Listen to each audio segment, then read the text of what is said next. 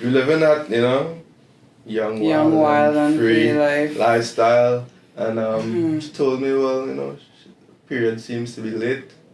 So I said, all right, let's go check it out. Came in, saw Dr. Joseph.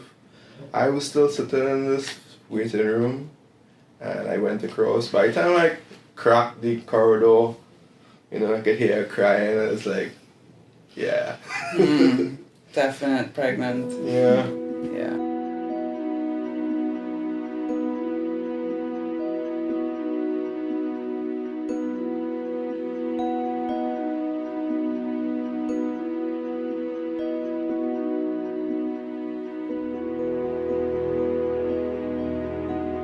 Joking early in the relationship, this is like, gonna knock you up, we're gonna have a little boy, It's gonna be named Sebastian. Gonna call him Sebastian. Here he is. Here he is. Yeah. My name is Tammy. I'm Daniel. Been together for about 2.5 years. Cook for a living, we own Wake and Bake TT. Getting pregnant literally a month after we just launched this brand new business. So we had put everything into that. So it was just, it came like we just had a huge life decision and then another one. And it's like, wow, it was just like a lot to take in. I always had a paranoia with the pain of having kids. And then Dr. Joseph. Yeah, Dr. Joseph was amazing. It was amazing. I would recommend that to anyone. Full of knowledge, ready to teach. My name is Shevon Joseph. I am a obstetrician and gynecologist, born and raised in Trinidad. Educating yourself, asking questions, understanding what you're going through. Tamara and Daniel perfected that. Every step along the way, they question things and try to understand. By the time I called for the childbirth class, it would have been a little late for us. Yeah. It was literally right up until like when he was gonna be due. So we just didn't worry. We used online resources. There's a couple of YouTube videos I watched with breathing and Lamaze, and that's what I kind of went by. You talked to Mama Toto. Yeah, really good. A doula from Mama Toto gave me some guidance on the phone as well. Group education, 5 stars all across.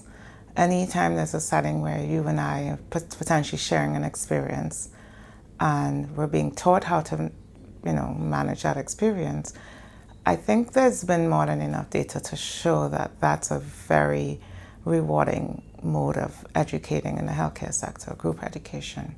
But the constraints of the group education is coordinating and commitment, and life is busy, and sometimes the finances. I use the What to Expect app on my phone, pregnancy app, so I tracked everything through there. We got a lot of knowledge. Stuff like, okay, at this week your baby is the size of an avocado. What he's going through, what are you going through? So that was really helpful. And kind of make you feel comfortable because you might be feeling something, and then you speak about it. And you say, okay, so that's the period that we're going through. The role of the prenatal visit, essentially, the definition, includes educating the patient about their pregnancy. An educated patient is a healthier patient. When they understand the processes that they're going through, then they can understand their symptoms and notice when something is wrong, and quicker action can be taken to intervene if something is wrong as well. As the time went by, we just sorted things out and worked things out. I wasn't as anxious anymore. Wasn't as fearful or nervous. Yeah, the 9 months give you a lot of time for a lot of fears to go away. Yeah, I think I think everyone has a lot of fears. Financial fears. Is he going to be healthy? Is she going to be healthy? Relationship fears, because I may get a little testing. Mood swings, tiredness. You guys live at the Westshore Medical Private Hospital, and I think as far as deliveries go, the standards were there. Pain, lots of it. It started around Sunday night, and then I eventually delivered Tuesday, almost midnight, so laboring for a long time. the contractions never regulated, so that's probably what took so long. If the midwife didn't check at that point in time when I was begging her to, only then they realized like I was dilating along, but it wasn't matching the contractions. So I guess they were looking for them to be regulated, but it never became 2 minutes apart. From a clinical perspective, all the options were available, from intramuscular IV medications to the epidural. And in this situation, this tough young lady here, she's strong, very strong. She dealt with the pain as best as she could, and at one point, somewhere around 5 to 6 centimeters dilated, we did intervene with 1 dose of pain medication, with the understanding that it wasn't going to take all the pain away.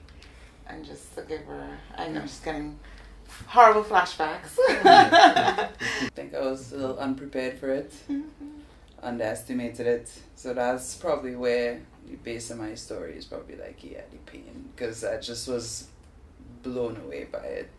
I didn't practice much of the breathing at home to say that it was a big routine. So I think like when the pain hit and it was like just breathe through the pain, I was feeling like it was not doing anything. I felt like screaming was giving more, yeah, like, but it wasn't. It felt that way, like just grunting it out or something. Felt like it was making the journey a little easier. Even if she had the epidural, it would not have taken away the pains that she was getting from the back contractions. In labor, he had to turn. He was facing the wrong direction, and the umbilical cord went twice around his neck. He was blue like navy blue. And Dr. Joseph just did a thing, cut that off his neck, and professionally, calmly, quickly, yes, you know, all without of the above. panic, just saved his life. Westshore themselves were good. Nurses were good. Midwives were good. Had everything I needed. Hot shower. Hot showers, that helped a lot. Yeah. And caring midwives. Yeah. The experience is highly dependent on the individuals involved. Motivated mother, supportive father, supportive grandmother. She's not here with us. But the ingredients were all mixed in pretty well to result in a successful little healthy baby boy here. Bubbles. He cooed a little bit while still in mommy's tummy. So they had to make sure that his pediatrician was here, so they called him out. But he was fine. And after all of that, they cleaned him up and, yeah, breastfed. I was able to breastfeed as soon as they returned him to the room, cleaned up and dressed and everything. Tried one time and he latched like immediately. He loves boobies. Yeah, he got it already. It's just a struggle sometimes lining him up, which is frustrating. Because, you know, you want to just feed him and he's fussing and... No one wants to hear the baby cry because they're hungry. A lot of women give up. So, you know, just to have the patience for it. You really have to want to nourish your child this way. Drinking and eating a lot of oats really helps with the breast milk production. It's not like after you do this thing that makes your world spin around, you could just go home and sleep for 8 to 10 hours and catch yourself. No. Sits a lot. SITZ? Sits. Just discomfort. I mean, expected, you know, areas sore, body's tired. And then on top of that, you know, end up getting some stitches. Yeah, from some tearing, so that's a little uncomfortable. But for the most part, I feel okay. As a couple, you know, be patient with each other, especially if it's your first baby, especially to the soon-to-be fathers out there, you know, like, she might get fussy. You don't know what she's going through really, you know, you just have to be there, you know, even if your girlfriend, you know, being a really bit of a handful, you know, just be there for her. And try and see about them as much as you can, because I mean, there's 2 of them in there, you know. Any stockpiling you could do while pregnant, do it. Ask your friends who have babies what you think you'll need, and get as much information as you can, because when they come, you don't have any time to think about anything else.